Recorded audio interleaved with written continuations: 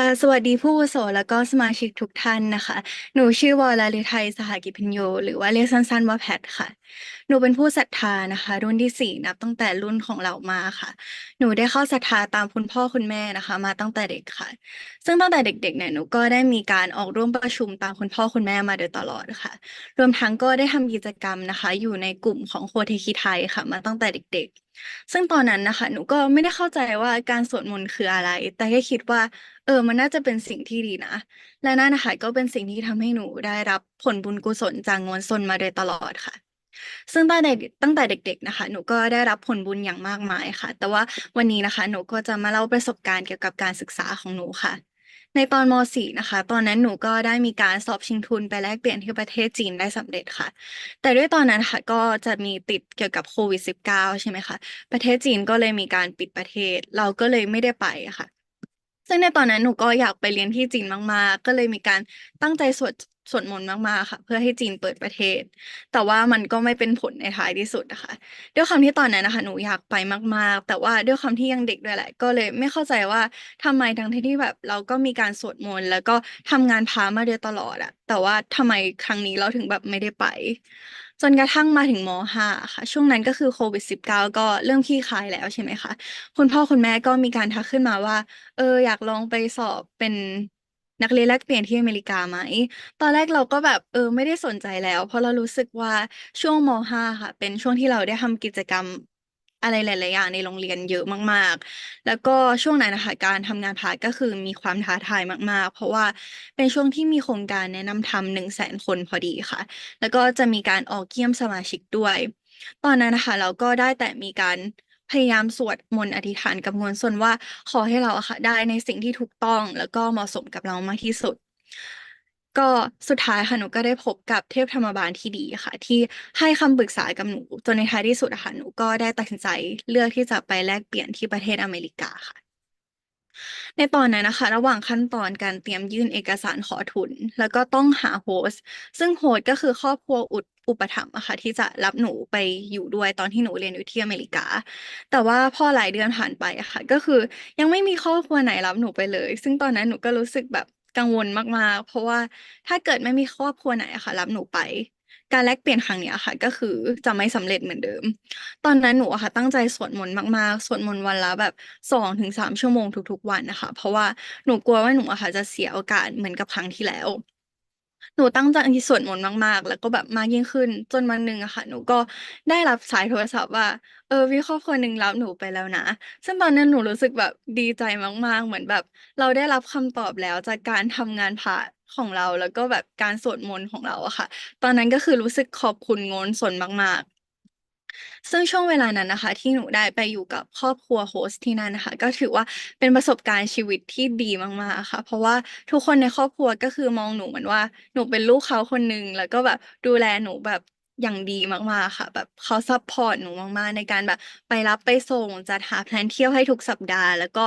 ที่สำคัญที่สุดแล้วก็แบบรู้สึกประทับใจก็คือเขาพยายามเข้าใจวัฒนธรรมไทยของเรามากๆค่ะ พอหนูไปใช้ชีวิตที่อเมริกาค่ะก็คือตอนนั้นต้องแบบปรับตัว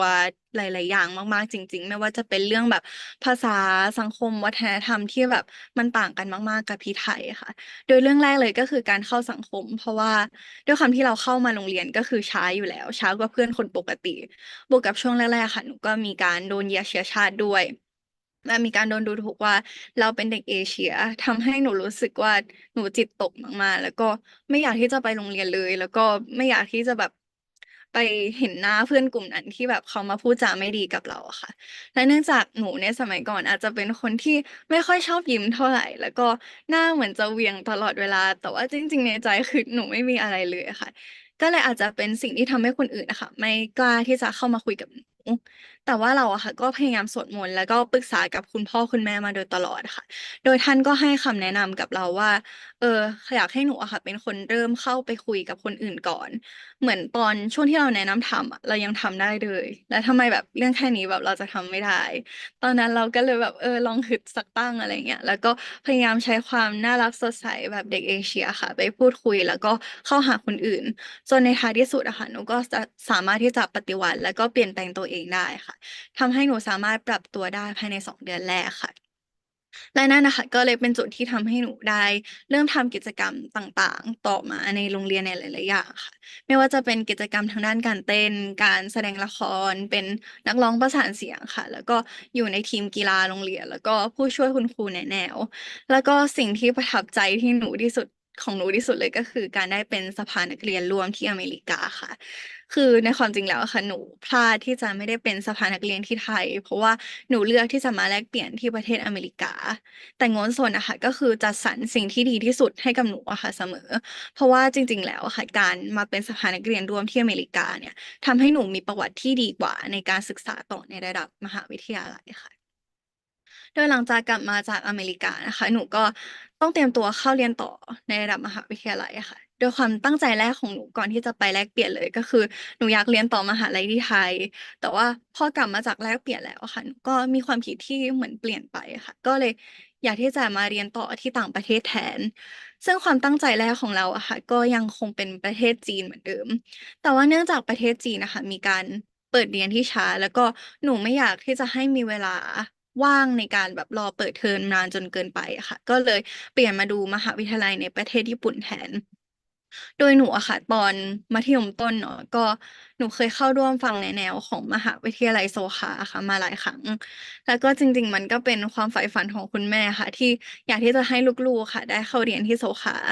แต่ในตอนนั้นคือต้องบอกจริงๆเลยว่าหนูไม่ได้สนใจเลยในแบบมหาวิทยาลัยโซฮาค่ะเพราะว่าหนูเข้าใจว่าถ้าเกิดเราเข้าไปเรียนที่โซฮาแล้วอะเราต้องไปเรียนเกี่ยวกับพุทธธรรมแน่ๆถึงขั้นบอกคุณแม่เลยว่าไม่ต้องอธิษฐานเกี่ยวกับมหาวิทยาลัยให้หนูนะให้หนูได้เป็นคนเลือกเองอะค่ะจนท้ายที่สุดเราก็สรุปตั้งคำอธิษฐานร่วมกันภายในครอบครัวว่าขอให้หนูอะค่ะได้เข้ามหาวิทยาลัยที่เหมาะสมแล้วก็หนูสามารถที่จะแสดงศักยภาพได้อย่างเต็มที่อะค่ะ สรุปแล้วหนูก็เลยมีเลือกยื่นมหาวิทยาลัยในญี่ปุ่นนะคะไป2 ที่ซึ่งที่แรกก็คือโตเกียว International University ก็คือมหาวิทยาลัยโตเกียวคณะอินเตอร์ค่ะคณะ Digital Business and Innovation แล้วก็ที่สองก็คือ Resume คัง Asia Pacific University คณะ College of International Management ซึ่งทั้ง2 ที่เนี่ยค่ะหนูก็ได้ยื่นขอทุนด้วยค่ะเพราะว่าสำหรับหนูแล้วหนูรู้สึกว่าพี่น้องอะค่ะก็คือมีทั้งหมด4 คนแล้วก็การที่หนูอะค่ะจะไปเรียนต่อต่างประเทศมันก็มีค่าใช้จ่ายที่สูงอยู่แล้วหนูก็เลยมีความคิดว่าถ้าเกิดหนูได้ทุนนะคะก็จะเป็นการช่วยแบ่งเบาภาระของคุณพ่อคุณแม่ไปได้ซึ่งในตอนนั้นเองค่ะหนูก็รู้สึกว่าหนูตั้งใจในการสวดมนต์มากๆแบบสวดมนต์วันละ2 ถึง 3 ชั่วโมงอะค่ะทุกๆวัน แล้วก็ทำกิจกรรมของสมาคมอย่างไม่ขาดสายอะค่ะแล้วก็มีการตั้งเป้าหมายในการแนะนำทำอย่างน้อยเดือนละ2 คนนะคะแล้วก็เยี่ยมสมาชิกที่เคยเยี่ยมได้กับฝ่ายเยาวชนหญิงอะค่ะเกิน100 คนค่ะซึ่งจริงๆแล้วพอผ่านไปไม่นานนะคะมหาวิทยาลัยทั้ง2 แห่งก็มีการประกาศผลออกมาซึ่งผลก็ประกาศมาว่าหนูสามารถที่จะติดทั้ง2 มหาวิทยาลัยได้ค่ะ ซึ่งจริงๆ แล้วคือแบบแค่ติดก็คือดีใจมากๆ แล้ว แต่ว่าผลปรากฏว่าหนูสามารถที่จะได้ทุนที่ตัวเองใฝ่ฝันไว้ด้วย ซึ่งก็เป็นไปตามคำอธิษฐานทุกอย่างเลยค่ะ โดยมหาวิทยาลัยโตเกียวอะค่ะหนูได้ทุน100%ซึ่งทางเอเจนซี่ที่ไทยก็แบบกระซิบบอกมาว่าเออนักศึกษาไทยอ่ะไม่ได้ทุน100%มาหลายปีแล้วนะอะไรเงี้ย เราก็แบบรู้สึกตกใจมากๆแบบอุ๊ยแบบเราได้ยังไงแล้วก็มหาวิทยาลัย APU อะค่ะที่ 2หนูก็ได้ทุน80%ค่ะแล้วก็เขาก็ให้ทุนหอหนูมาอีกด้วยซึ่งโควต้าหออะค่ะในการได้ทุนก็คือจะมีโควต้าเพียงแค่2 คนเท่านั้นซึ่งหนูก็สามารถเป็นหนึ่งในนั้นได้ด้วยค่ะ หลังจากที่ได้มหาลัยแล้วนะคะคุณพ่อก็ได้แนะนำหนูอะค่ะให้คุยกับรุ่นพี่คนหนึ่งที่เรียนอยู่ที่มหาวิทยาลัยโซคาซึ่งตอนนั้นจริงๆแล้วหนูก็ยังไม่ได้สนใจเหมือนเดิมเนี่ยมหาวิทยาลัยโซคาค่ะแต่ว่าพอได้มาคุยกับรุ่นพี่คนนั้นในครั้งนั้นนะคะก็ทำให้หนูรู้ว่าหนูเข้าใจผิดเกี่ยวกับการเข้าไปเรียนในมหาวิทยาลัยโซคามาโดยตลอดว่ามันจะต้องเป็นการเรียนเกี่ยวกับพุทธธรรมหรือว่ามีการเกี่ยวโยงกับศาสนาในการเรียนการสอนนะคะ และการพูดคุยในครั้งนั้นนะคะก็ทำให้หนูเริ่มสนใจแล้วก็หันมาหาข้อมูลเกี่ยวกับมหาวิทยาลัยโซคาอย่างจริงจังมากยิ่งขึ้นค่ะโดยหนูก็มีการศึกษากับคณะต่างๆอะค่ะที่หนูสนใจจนในที่สุดเนี่ยหนูก็ได้เจอคณะที่หนูคิดว่าเป็นคณะที่เหมาะสมกับหนูจริงๆแบบที่หนูหามานานแล้วเพราะว่าได้เรียนทั้งภาษาสังคมธุรกิจแล้วก็เศรษฐศาสตร์อย่างที่หนูสนใจเลยอะค่ะนอกจากนั้นเนี่ยเราก็ยังไม่พอก็คือแบบไปหาประวัติ แบบของอาจารย์ท่านต่างๆอะค่ะว่าประวัติการศึกษาแล้วก็ประวัติการทำงานเขาเป็นยังไงก็คือแบบประวัติการศึกษากับการทำงานเขาดีมากๆจนแบบเราเองก็สงสัยว่าทำไมพวกเขาถึงเลือกที่จะมาสอนที่โซคาล่ะแทนที่จะแบบไปมหาลัยชื่อดังอื่นๆที่แบบจะสามารถสร้างชื่อเสียงให้กับเขาได้มากกว่า สุดท้ายอะค่ะหนูก็เปลี่ยนความคิดแล้วก็ตัดสินใจเลือกยื่นเข้าคณะฟิลาหรือว่า International Liberal Arts อะค่ะให้ด้วยความตั้งใจของหนูเองค่ะซึ่งในตอนนั้นเองค่ะหนูก็คิดว่าอาจจะไม่ติดเลยหรือว่ามีโอกาสติดได้น้อยมากๆเพราะว่าทั้งคณะค่ะเขารับนักเรียนนานาชาติแค่15 คนเท่านั้นแต่เราเนี่ยตอนนั้นนะคะก็คือมีการสวดมนต์ขอกำมวลซนมาโดยตลอดค่ะจนในท้ายที่สุดอะค่ะผลก็ประกาศว่า หนูสามารถติดเป็น1 ใน 15 คนได้ค่ะซึ่งหลังจากผลของมหาวิทยาลัยโซคาประกาศใช่ไหมคะหนูก็อยู่ในระหว่างการตัดสินใจว่าเราจะเลือกเข้ามหาวิทยาลัยไหนดีซึ่งทางมหาลัยทั้งสองที่อะค่ะก่อนหน้านั้นก็ได้มีการติดต่อมาโน้มน้าวว่า